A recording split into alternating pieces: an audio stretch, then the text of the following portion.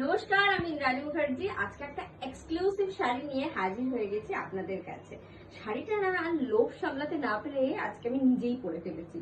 এটা হচ্ছে একটা পিওর শিফনে বাগরু করা হয়েছে। দেখুন কি সুন্দর একটা বিস্কিট কালারে পুরো হ্যান্ড ডাই করা হয়েছে।